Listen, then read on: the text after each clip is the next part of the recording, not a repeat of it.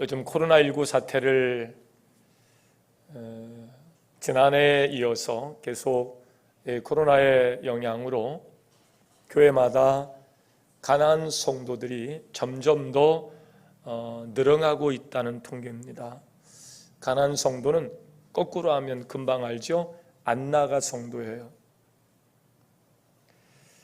교회를 안 나가는 크리스찬을 가리켜서 가난한 성도라 불려지는데, 단순히 계산해도 코로나 시대의 가난한 성도의 비율이 전체 교인의 40% 이상이 지금 가난한 성도입니다. 하나님은 내 백성으로 하여금 예배를 받고 싶으셔서 모세를 보내서 그 백성을 출애굽시켰는데, 그리고 하나님께서 그들을 가나안 땅으로 인도해 내셨는데, 환경과 조건에 의해서 안 나가 성도로 사는 일들은 기독교의 최대 위기입니다. 정말 신앙의 혁신을 이뤄내지 않으면 이 마음 가지고는요, 대한민국의 교회를 통해서 위임된 사명을 결국 감당할 수 없을 것 같아요. 그래서 신앙의 무장을 위해서 다시 한번 복음으로 우리를 무장하기 위해서 지난 반년간 요한복음 통독을 통해서 생명의 양식을 든든히 채우게 하시고, 이제 종교개혁자의 마음으로 하반기 때 두배붕 축제로 우리가 일해야 되는데, 코로나 이전에는 가난한 성도가 생기는 이유를 이런저런 이유가 있겠지만 결국 교회를 이끌어가는 사람들 때문이라는 해석을 가난한 성도가 생겨지는 이유로 설명을 했습니다. 일면 부인할 수 없는 타당한 이야기입니다. 홍수에 마실 물이 없다는 속담이 있어요. 정말 교회는 한 집 건너 한 보로 건너 하나씩 세워진 만큼 대한민국에 그렇게 붉은 십자가로 덮였는데요, 문제는 교회가 어느 순간부터 하나님의 임재를 경험할 수 없는, 성령의 역사를 체험할 수 없는 변절된 교회의 모습을 보는 거예요. 꼭 이스라엘 백성들이 광야에서 훈련받은 그들이 가나안 땅에 들어가서 여호수아가 죽을 때까지는 괜찮았어요. 그가 죽으면서 나와 내 집은 여호와만을 섬기겠노라고 그렇게 하겠다고 해놓고 그들이 약속을 어기잖아요.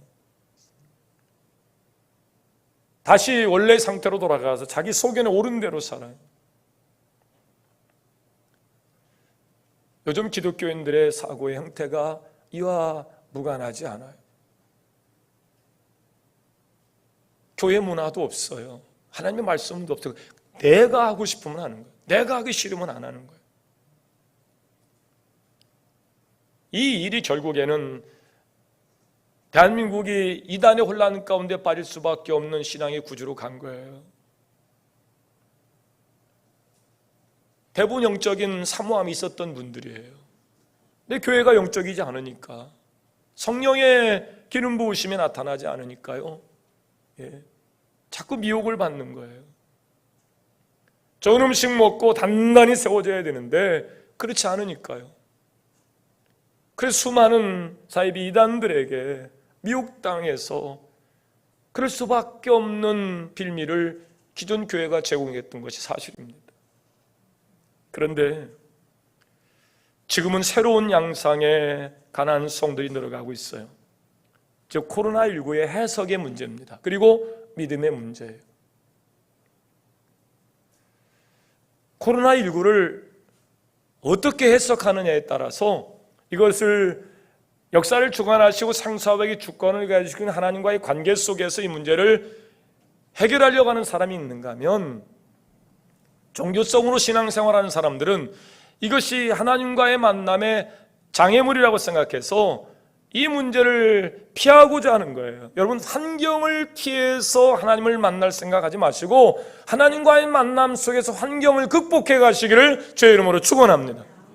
이 코로나19 해석의 문제로 가난한 성들이 자꾸 늘어나는 거예요.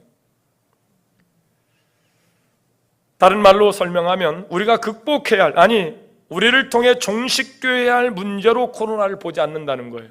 종교 생활에 심각한 장애가 되는 문제로 이해되는 것이죠. 그래서 코로나가 종식되면 내가 다시 신앙생활 하겠다고. 얼마나 개가 안 나면 이 코로나가 하나님과의 관계와 교제의 단절의 문제가 될까? 유사 이래에 여러분 코로나뿐이었겠습니까? 코로나 대단한 여러 일들이 많았죠. 전쟁의 위협 속에서도요. 전 세계가 지금 팬데믹으로 고통을 겪는데 우리만의 문제는 아니었어요. 그들이 가지고 있는 신앙의 힘이 아닌 종교적 힘으로는 이 코로나를 극복할 수 없기에 가난한 성도로 전락하는 거예요. 가난한 성도의 문제를 해결할 방법은 뭘까? 저는 코로나 이전이나 지금이나 똑같이 생각합니다. 교회가 건강해야 가난한 성도의 문제가 해결되는 줄로 믿습니다. 교회가 건강하지 못하면 코로나가 지나가 종식돼도요, 가난한 성도는 계속 날 겁니다. 내가 예수는 좋아도 교회는 속하기 싫은 거예요.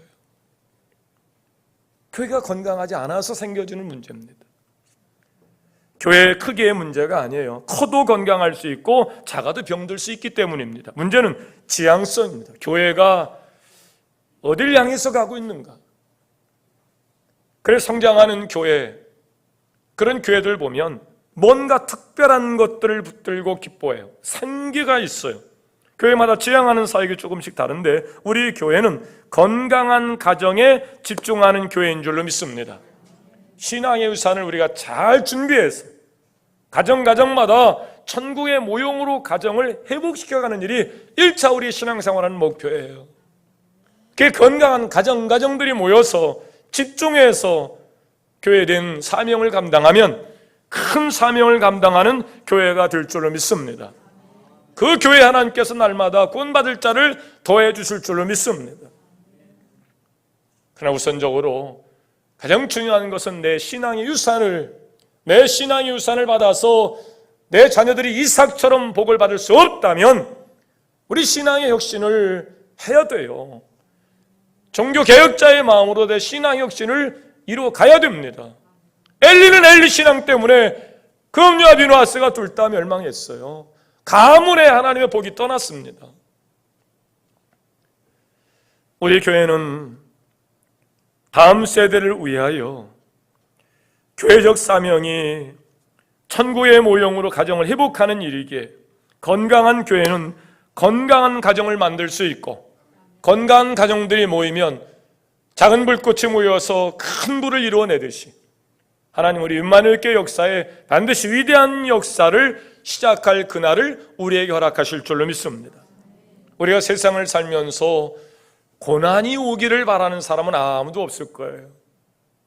고난을 즐거워하는 사람이 어디 있겠어요? 질병이 오기를 바라는 사람도 없겠죠. 그래서 흔한 감기라도 자꾸 오면 행복감이 떨어져요. 누가 집식구 중에 하나가 오래된 지병으로 고생을 하면요, 그렇습니다. 부모라 할지라도 오래 누워 계시면 효자 없다, 효부 없다 그런 말이 나올 만큼 여러 고난과 또 질병, 그런 상관관계가 있어 우리의 행복감을 상쇄시키죠. 우리는 시험을 당하면 그 시험을 이겨낼 수 없을 것이라는 생각을 먼저 해요. 그래서 시험을 자꾸 회피하죠.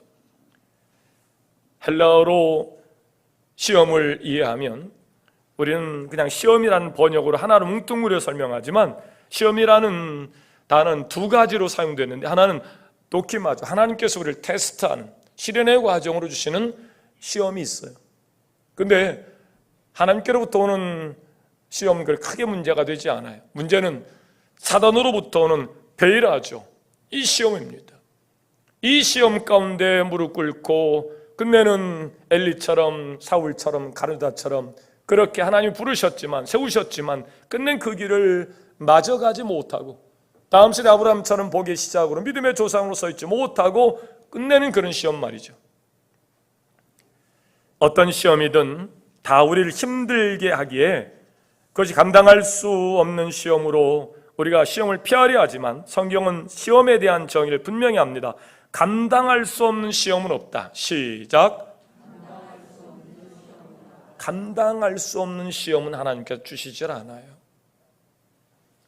욥기서를 보면 엄청난 고난이 욥에게 임하는데 욥기 3장 25절에 욥은 그 시험 앞에 이런 얘기를 해요. 내가 두려워하는 그것이 내게 임하였구나. 내가 무서워하는 그것이 내 몸에 미쳤구나. 여러분 다 어떤 고난과 시험과 또 질병으로 오는 일들을 다 두려워하죠. 저는 굉장히 건강한 몸을 가지고 있는데 제가 목회 나가서 얼마 되지 않았을 때 어릴 적 시골교회에서 배운 신앙의 문화가 그랬고 우리 어머니가 저한테 물려준 것이 그랬어요. 그래서 사순절 때 늘 아침 금식하고 또 고난주간 때는 더 기도에 집중하고 또 영적인 삶을 살려고 애를 쓰는데 제가 쓰러져 버렸어요. 새벽 기도하다. 그렇게 보니까 막 집사람들이 저를 주물르고 계시고 그러시더라고요. 뭐 젊은 나이에 갑자기 뭔지도 모르고 쓰러졌으니까요. 그냥 너희 매형 형제들이 애를 써가지고 지금도 그렇습니다. 서울대학교에 입원 아이가 그게 한 3주, 2, 3주 걸리는데 바로 서울대학 가서 검사를 했어요.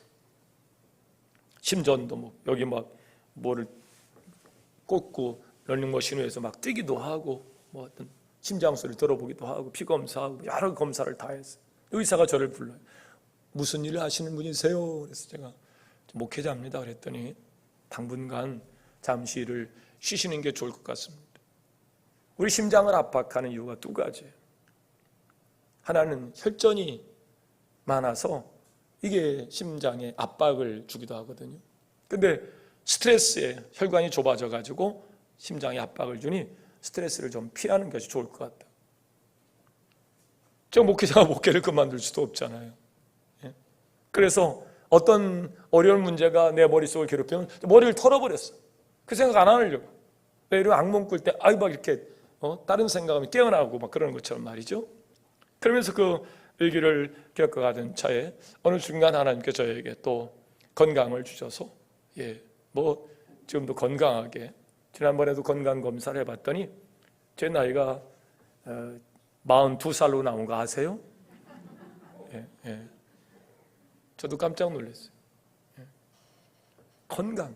여러분 건강한.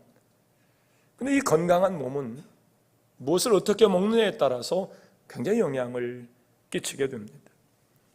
질병이 오는 일들을 누구나 두려워하죠. 시험 오는 일 누구나 두려워하죠. 제가 목회를 참 행복하게 그렇게 했어요. 첫 목회 때부터. 그리고 또 개척을 해서 3년 만에 교회가 채워지고 또 하나님이 저를 부흥 강사로 세우시고 또 해외에 선교도 하고 여러 일들을 했어요. 그리고 새로운 또 사명을 위해서 전안에 와서 개척을 시작을 합니다.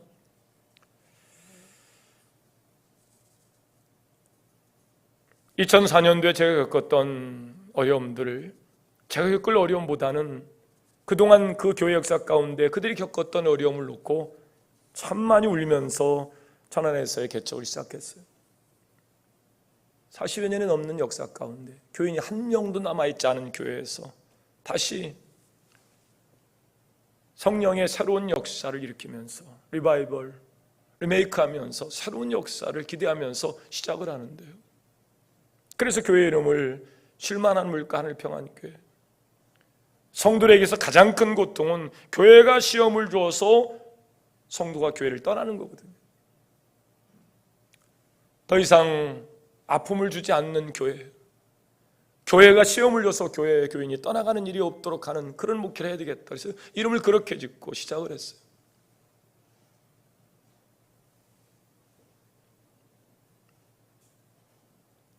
울기도 많이 울었고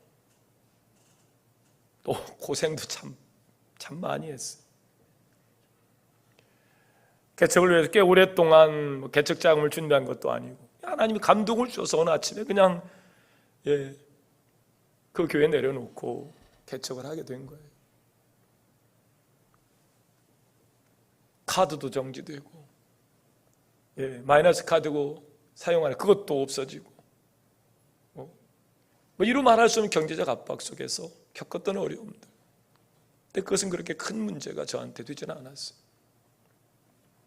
2010년 제가 임마누엘 교회 담임자로 오면서 그때 또 한 번 큰 환난 가운데 제가 처한 것처럼 어려웠어요. 그런데도 이 교회 원주민들이 정말 대단해요. 다 도망갈 수밖에 없는 상황인데도 그 원주민들이 교회 회복을 위해서 1000일 동안 척달러 붙어가지고 매일 밤 기도회를 1000일을 해내는데요, 추석날도 우리는 설날도 없었잖아요. 그냥 역사를 주관하신 하나님 앞에, 생사국의 주권이 하나님 앞에 있기에 그냥 그거 매달리면서 기도하면서 이루는 일이에요. 어떨 땐 너무 어려우니까요. 이게 12장이 부어가지고 물 한 모금이 정말 안 남아요. 예전 어른들이 물 한 모금 넘길 수 없다 그러길래 잘만 먹더만 그랬는데 진짜 제가 물이 안 넘어가더라고요. 여기 부어가지고 주사 맞으니까 그게 또 싹 풀려나가요. 누구인들 그런 고난, 환난 앞에 즐겨 맞을 사람이 어디 있겠어요? 그러니까 욥이 그 고백을 하는 거예요. 내가 두려워하는 것이 내게 임하였구나.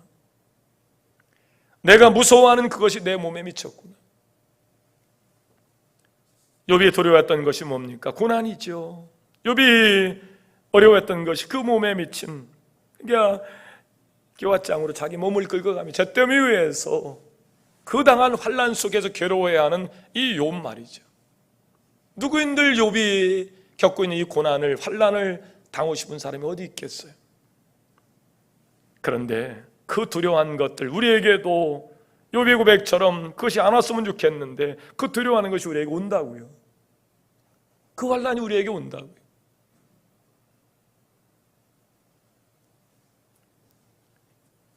우리 할머니가, 우리 아버지가 일찍 돌아가시고 할머니 돌아가실 때까지 우시더라고요. 뭔 얘기만 우셔.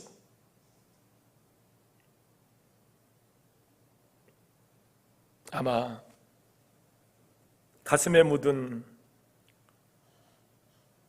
그 아픔을 아마 그렇게 눈물로 표현하신 것 같아요.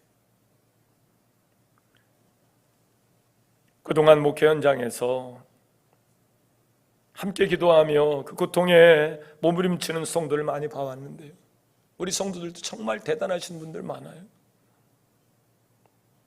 우리 일부 예배 때에도 이 설교하면서 우리 김순희 권사님 그 열악한 환경 속에서 그 믿음으로 살아내는 것을 보면 우리 제가 은혜를 받아요. 우리 김순희 권사님 딸이 장애를 가지고 있어요. 제가 신방을 갔더니 저를 붙잡고 김순희 권사 하시는 말씀이에요. 우리 딸 교회 딛고 나가도 돼요? 아, 무슨 소리예요? 당연히 교회 딛고 나와야죠. 우리 딸이 그래가지고 교회 딛고 나오지 말라고 그래가지고 교회를 못 딛고 나갔어요. 내가 정말 화가 나가지고,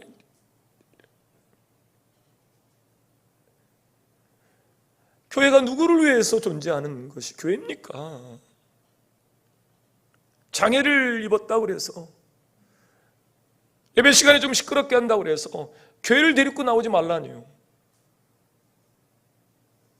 물론 예배 요소를, 예배 방해 요소를 제어하는 것은 질적으로 필요해요.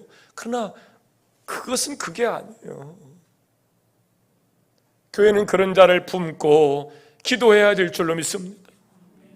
그 어려운 환경에서 밤새 요구르트 배달하고 그 새벽에 와서 졸고 계시고, 하나님이 그를 붙잡고 계시지 않으면 욥이 당했던 그 고난만큼이나 어려운 그 고난을 어찌 넘어설 수 있겠어요? 제가 김순희 원사님만 얘기만 들었지 지금 고난의 현장 가운데 있는 분들이 많이 계시잖아요. 정말 어떤 분의 정제적 고난은 내가 그냥 정말 그런 생각도 했거든요. 제가 너무 교회가 어려워서 내가 신장 하나를 팔아야 되겠다. 신장을 팔아가지고 화장실 서울역 갔더니 신장 하나에 뭐 3천만 원이 하더라고. 나 그거 진짜요. 나 그거 팔아가지고 교회의 어려움을 좀 해결할 수 있다면 신장 팔아야 되겠다. 두 개 다 팔으면 문제가 되니까 내 거 한쪽, 집사람 한쪽 두 개 팔 수 있을 거다. 내 집사람이 그렇게 못하겠다고 이렇게. 벌써 표정이, 말은 안 해도 표정이, 물론 저와 함께 시신을 기증하고 그렇게 삶을 살겠다고 결심을 해도 저 같은 마음 아니니 제가 상의할 수도 없고, 근데 저는 어쨌든 신장을 팔 생각까지 했어요. 그렇게라도 돕고 싶은 성도들이 지금 있어요. 그런 분들 다 똑같겠죠. 내가 두려워하는 그것이 내게 임하고 내가 무서워하는 그것이 내 몸에 미쳤구나. 성경은 우리에게 고난이 없다고 말하지 않아요. 어려움이 없다고 말하지 않아요. 어려움이 있고 고난이 있습니다. 베드로 사도는 우리에게 불같은 시험이 임할 것이라고 얘기해요. 그럼 이 코로나 상황 속에서도 교회를 못 나갈 정도의 그런 믿음 안에 혼란을 겪고 있는 자들, 이보다 더 큰 어려움, 욥이 당했던 그 어려움, 내가 두려워하는 것이 내 몸에 임하고 내가 괴로워하는 그것이 내 앞에 올 때 이 문제를 어떻게 해결할 것인가? 오늘 성경은 이런 말씀으로 우리에게 답을 주고 계십니다. 첫째, 하나님의 인도하심을 붙드시기를 주의 이름으로 축원합니다. 요즘 젊은 교육자들 사회에서 개척필패라는 말이 유행처럼 번져요. 교인들의 개척교회 기피증 때문에 이제 개척교회 시대는 지나갔다. 그래도 법이 그럴 수밖에 없어요. 목사가 되기 위해서는 반드시 개척해서 그렇게 살아야 돼요. 개척교회가 100개가 세워지면 5개 정도만 교회 유지 운영이 가능하고요. 95개는 미자립교로 남아요. 고스란히 지방에서 그 부담을 함께 안아야 되고 연회에서 총회에서 그 부담을 함께 안아야 되는데 그렇지 못해요.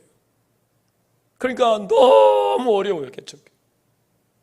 예전에는 교회가 벽돌 3장만 어긋내놔도 예배당이 건축되고 뭐 교회가 세워질 때가 있었습니다. 그런 한국교회 상황이 지금 성령이 그렇게 충만하게 놀랍게 역사하던 그런 시대가 아닌 것 같아요. 땅끝까지 복음을 전하라. 개척교회는 코끼리도 안 간다잖아요. 그만큼 어려운 상황. 태국에 어떤 여행객이 가가지고 그 코끼리 조련하는 조련사 앞에서 코끼리를 울리기도 하고 웃기기도 하고 그런 조련사 앞에서 모자를 푹 눌러 쓴 분이 말 안 듣게 유명한 코끼리 하나를 나무 밑에다가 매달아 놨다는 거예요. 그쪽에 묶어놨다는 거예요.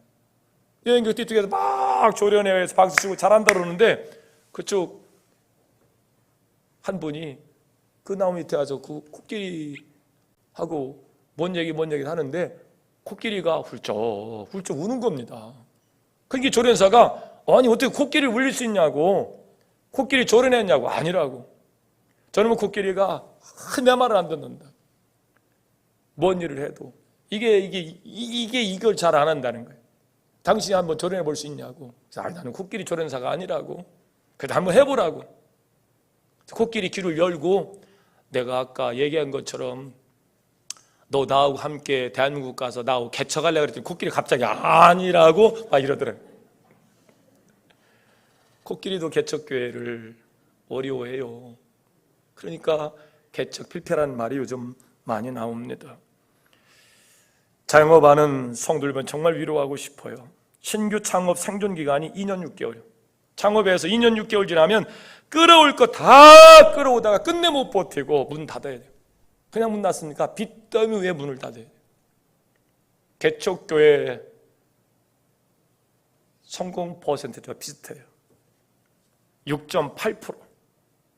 100개 식당이 세워지면 6, 7개 정도가 식당이 그냥 장사가 되고 나머지 94개, 5개는 2년 6개월 후에 문을 닫는다는 거예요. 과거에는 불경기에는 간판집이 호황을 누린다 그러는데 그것도 옛말이고요. 지금은 바꿔도 가능하지 않으니까 지금 서로 굉장히 어려워요. 그런데 신기하게 우리나라의 소비율은요, 코로나 이전 때보다 훨씬 높아졌어요. 그러니까 코로나 상황이 와도 먹을 건 먹고 입을 건 입고 쓸 건 쓴다는 거예요. 돈이 어마어마하게 시중에 풀렸습니다. 이것이 고스란히 인플레, 결국 물가가 높아지기 시작하고 결국 이제 금리가 연내에 올라가게 될 겁니다. 그러니까 비뜯어서 뭐 해보겠다고 하는 사람들은요, 또 여간 부담이 아니에요. 그 이자 부담 앞도 해야 될 생각. 다가오지 말아야 할 것들이, 내 몸에 미치지 말아야 할 것들이 서서히 다가오는 이런 상황 속에서 오늘 여러분이 하나님께로부터 받은 위로의 말씀으로 여호수아처럼 새 힘을 얻고 답을 찾아가는 여러분 될 수 있기를 주의 이름으로 축원합니다. 이스라엘이 40년간 광야를 걸었어요. 이제 눈앞에 가나안 땅이 펼쳐져 있습니다. 기대가 잔뜩 부풀어 있었어요. 그런데 본문은 이렇게 시작합니다. 여호와의 종 모세가 죽은 후에 그래요. 광야 40년 동안 모세의 지도력 밑에 그들의 가치관과 세관이 바뀌게 되었고, 국민 주권 영토 하나님께서 말씀까지 주어서 가나안 땅 인도해야 될 즈음에 하나님이 모세를 죽여버리세요. 목사님, 죽여버리시다니요? 예, 죽여버리신 게 맞습니다. 왜냐하면 모세가 죽을 때의 성경 이렇게 얘기합니다. 모세의 눈이 아직 성할 때. 그 얘기는 모세가 죽을 나이가 아니에요. 근데 그 공동체 가운데 하나님께서 모세를 데려가십니다. 지도자를 잃어버렸을 때 그 공동체의 혼란을 이루 말할 수 없죠. 새로운 지도자가 그 몫을 할 수 있을까? 근데 이 지도자가 누굽니까? 모세의 수종자예요. 모세처럼 그렇게 온유하고 어마어마한 능력을 가진 지도자가 아니라고요. 그런데 하나님께서 모세 대신 지도자로 여호수아를 세웠어요. 광야에서는 비록 사막이었지만요, 가나안 땅에는 어마어마한 부족들이 살고 있어요. 매일 전쟁을 해야 돼요. 근데 모세도 힘들었는데 여호수아가 가능할까? 이런 회의적인 생각을 가질 수 있을 정도의 환경이 된 거예요. 하나님은 가나안 입성을 앞두고 이스라엘 가지고 있는 두 가지를 무너뜨립니다. 첫째, 믿었던 사람을 거두어가세요. 여러분, 믿음의 대상은 하나님밖에 없는 것임을 믿으시길 바랍니다. 그럼 사람은요, 사람은 믿음의 대상이 아니고 사랑의 대상이에요. 그 사랑의 대상을 믿음으로 신격화하면 그게 시험이고 유혹이고 환난의 시작이에요. 두 번째로 모세 대신 80세의 노인을 지도자로 세웠다는 거예요. 모세를 처음 부를 때도 80에 부르지만 여호수아도 80. 왜 그러셨을까? 이제는 더 이상 사람을 의지하지 말라는 거예요. 여러분, 이 위기 때 이 위기를 이길 수 있는 유일한 방법, 첫 번째, 사람을 의지하는 마음을 하나님을 의지하는 마음으로 바꿔가시기를 주의 이름으로 축원합니다. 역사는 하나님이 주관하세요. 생사박의 주권 하나님이 가지고 계시다고요. 누가 우리를 인도하십니까? 이것이 분명해야 돼요. 여러분이 묻겠습니까? 여러분의 삶을 누가 인도하십니까? 하나님이 인도하심을 분명히 말씀할 수 있어야 됩니다. 저는 그런 믿음이 우리 교인들에게 있다고 믿어요. 하나님이 지금까지 우리를 인도해 오셨어요. 그래서 앞으로 인도하실 줄로 믿습니다. 돈 있다고 사는 것도 아니고 돈 없다고 죽는 것도 아니에요. 하나님이 살게 하시면 사는 것이고 죽게 하시면 죽는 거예요. 그러나 살고 죽음의 지루에 있을 때 여러분이 생명 대신 하나님을 붙잡으시길 주의 이름으로 축원합니다. 오늘 장직 집사 권사님 얘기가 자꾸 나오네요. 장 권사님이 사경을 헤맬 때 병원에 얼마나 어려웠겠어요. 중환자실에서. 근데 저한테 문자를 보냈어요.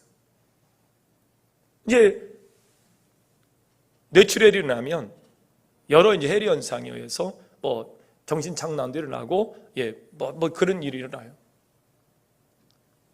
근데 그럴 때 다른 사람에게 얼마든지 얘기할 수 있잖아요. 다른 사람에게 얼마든지 얘기할 수 있잖아요. 근데 담임 목사한테 연락했더라고. 목사님, 제가 아무래도 납치되어 온 것 같습니다. 여기가 이상합니다. 지금 누가 이상한 거예요? 장권사님 이상한 거예요. 근데 본인이 생각할 때는 심각한 거예요. 근데 그때 그 위기 때에 어떻게 담임 목사한테 그 말할 생각을 했을까? 할렐루야. 살 길을 찾아가는 거예요. 제가 위로해 드렸어요. 권사님, 걱정하지 마시오. 걱정하지 마시오. 장 권사님이 얼마나 막 그러니까 연구를 막 혼자 한 것 같아. 침상회에서 내가 어떻게 이 집단에서 빠져나갈 수 있을까는 혼란이 올 때 사신 분들은 생명의 시작이신 하나님을 찾게 되는 것을 믿으시길 바랍니다. 이게 참 역사예요. 복 받으려면 복 받는 사람 옆에 있고요, 살려면 사는 사람 옆에 있어요. 참 신기해요. 인생의 흐름을 보는 훈련을 가져야 되는데 인생은요, 단편 끊어서 보면 안 돼요. 단편 끊으면은요, 그 온 환란에요, 내가 그냥 알아서 지내 죽어. 이어서 보는 거예요. 나를 부르시니까, 나를 세우시니까, 나를 책임져 주실 이가 하나님이라는 그 믿음 속에서 오늘의 시련을, 오늘의 환란을 이겨가는 줄로 믿습니다. 역사는 끊어서 보는 게 아니에요. 역사는 이어서 보는 것이다. 시작. 역사는 이어보는 거예요.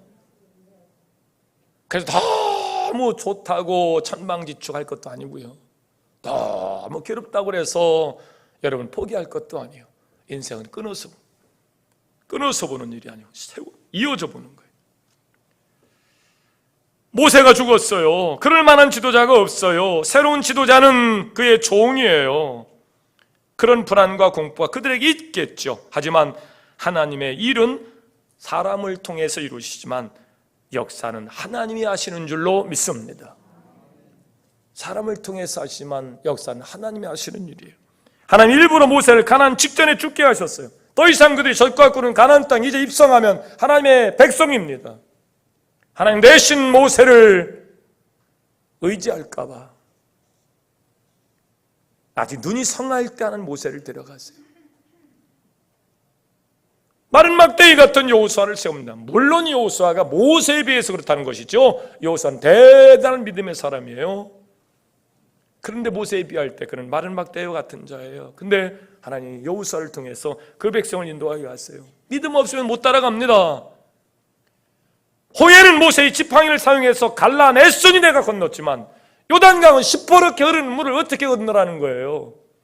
그런 모세의 지도력 속에 살았던 그가 여호수아의 이 이야기를 여러분 어떻게 순종하겠어요? 너 같으면 건너겠냐? 근데 신기하게 여호수아의 그 재언에 이스라엘 백성들은 언약궤를 딱 앞세우고 항우 정비를 한 후에 믿음의 손으로 요단강을 들어가서 요단강을 가르고 젖과 꿀은 가나안 땅에 입성하게 된 줄로 믿습니다. 이게 믿음이에요.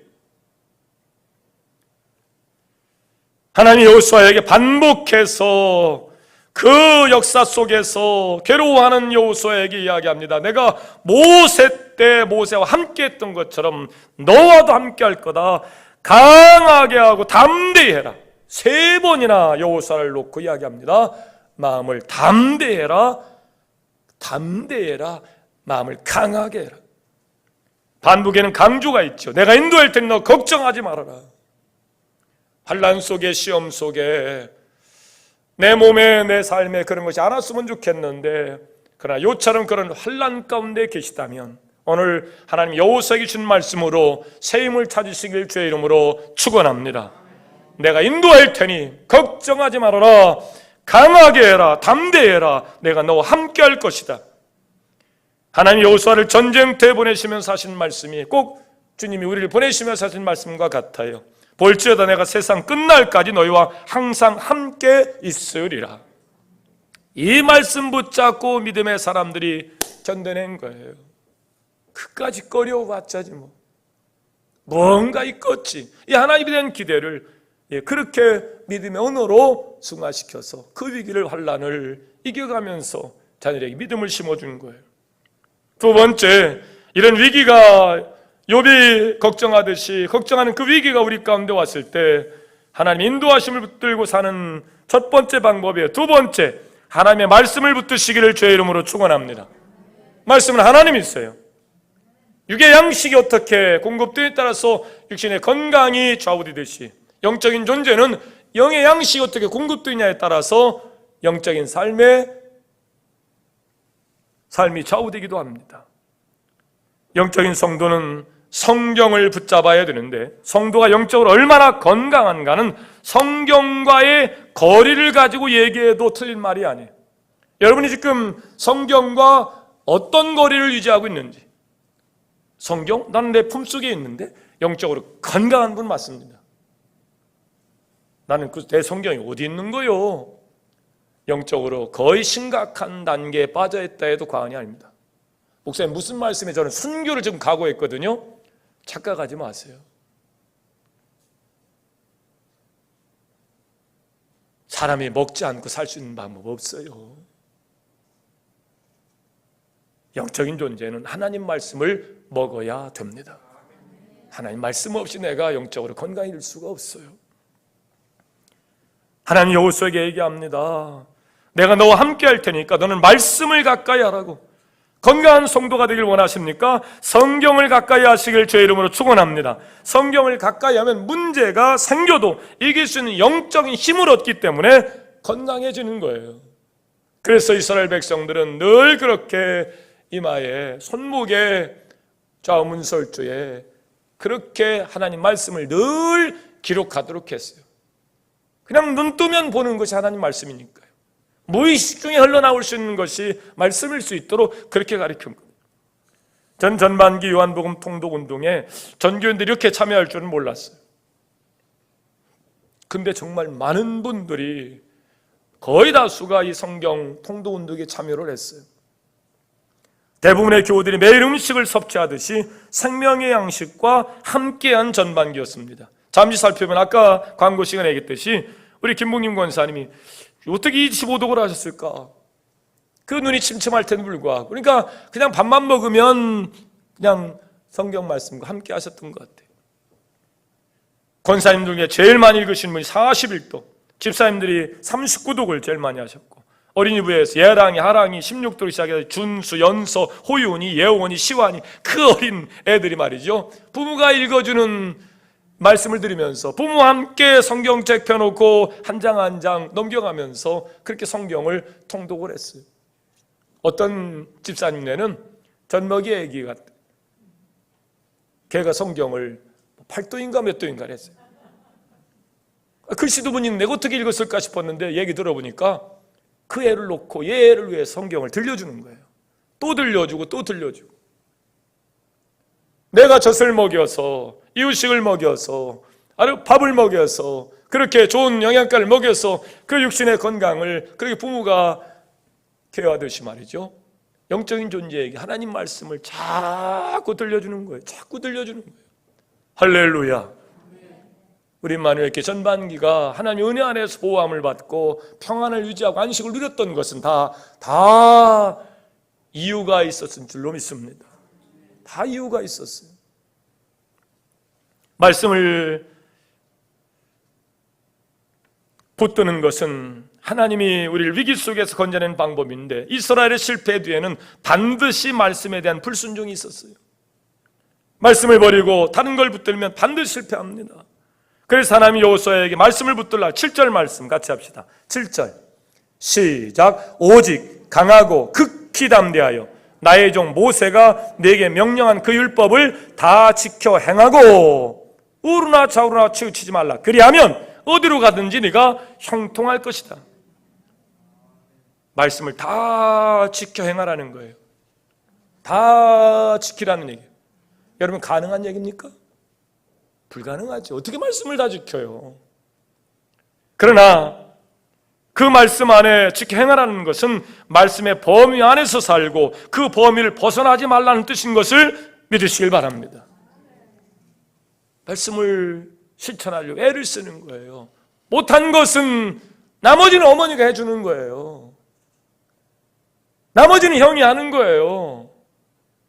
나머지는 하나님이 채워주시는 줄로 믿습니다. 안 하겠다고 어머니를 뿌둑뿌둑 깔아가면서 가는 자가 아니고 그 말씀을 실천하려고 그 말씀을 행하려고 애를 쓰면 하나님은 복음을 주셔서 그 나머지 짐을 대신 짊어주시고 우리를 형통케 하시는 줄로 믿습니다. 그래서 하나님이 모세에게 모세에게 얘기했던 것처럼 그 말씀을 다 지켜 행하라. 좌로 우로 네 주관으로 치우치지 말아라. 그러면 네가 어디를 가든지 형통하게 될 것이다. 말씀을 지키려면 첫째 말씀을 늘 읽어야 돼요. 8절입니다. 이 율법책을 내 입에서 떠나지 말게 하며. 성경책 어디 있는지 모르는 사람이 어떻게 성경을 통독하겠어요? 늘 가까이 차에다 두고 가까이 사무실에 두고 가까이. 둘째는 말씀을 묵상해야 되는데 묵상인 그러면 큐티가 생각나요. 잠잠히. 난 우리 통성기도 하지 않았으면 좋겠어. 잠잠히. 이거 잘못 배운 겁니다. 히브리어 하가라는 묵상이라는 단어는 소리를 내다라는 뜻이에요. 그 얘기는 내가 묵상해서 딱 답을 찾으면 선포하는 겁니다. 외쳐 선포하는 겁니다. 그 일에 내가 실천자로 나아가는 겁니다. 이게 묵상이에요. 여러분, 하나님의 말씀을 입에서 떠나지 말게 하며 그 말씀을 묵상하며 그 말씀을 붙들고 실천해가는 여러분의 삶이 되기를 주의 이름으로 축원합니다. 하나님 가나안을 눈앞에 있는 이스라엘에게 두 가지를 붙들라는 거예요. 하나님이 그동안 인도하셨음을 붙들라는 거예요. 하나님이 네게 준 말씀을 붙들라는 거예요. 하나님께서 우리에게 요구하시는 것도 마찬가지입니다. 코로나19의 상황, 우리가 무엇으로 이 어려움 속에서 이 환난을 헤쳐갈 수 있을까? 욥이 그랬듯이 주신 이도 하나님이시면 지하 신이가 하나님이신 게 그렇게 크게 문제가 안 돼요. 역사는 하나님이 주관하신다. 그 역사 속에서 욥은 믿음으로 승리하여 갑절의 복을 다시 받게 된 줄로 믿습니다. 하나님 인도하심을 역사를 끊어서 보지 말고 이어서 보면서 이 환난의 구덩이를 넘어가는 거예요. 육신의 양식에 의해서 내 육신의 건강이 좌우되듯이 영적인 존재는 영의 양식에 따라서 내 하나님과 관계와 교제의 관계가 설정이 돼요. 하반기에 옥중서신으로 갑니다. 옥중서신으로 여러분의 영적인 양식을 삼으셔서 여러분의 영혼이 잘 되시길 주의 이름으로 축원합니다. 그 영혼이 잘된 같이 범사가 잘되고 강건한 자의 길로 살아갈 수 있도록 하나님 말씀과 함께 하시길 주의 이름으로 축원합니다. 지금 내가 붙들고 있는 것이 무엇일까요? 하나님은 인도하심을 붙잡아라, 말씀을 붙잡아라 그러시는데 내가 붙잡고 있는 것이 무엇일까요? 말씀에 비춰볼 때 빨리 내려놔야 할 것은 무엇이며 다시 다잡고 일어서야 할 것은 무엇일까? 오늘 한 주간 고민하시면서 내가 이 상황 속에서 이 시련 속에서 다가오지 말았으면 좋겠네. 다가온단 말이에요. 경험하지 말았으면 좋겠네. 그저 온다고요. 그때 내가 하나님 인도하심을 붙잡고 말씀을 붙잡아야 되는데 내가 오늘 붙잡고 있는 것은 무엇인가? 오늘 고민하시면서 오늘 여호수아를 통해서 위로하신 하나님의 음성을 통해서 하나님 인도하심을 붙잡고 말씀을 붙잡고 승리하는 여러분의 삶이 되기를 주의 이름으로 축원합니다. 화평방송 구독, 좋아요 부탁드립니다. 감사합니다.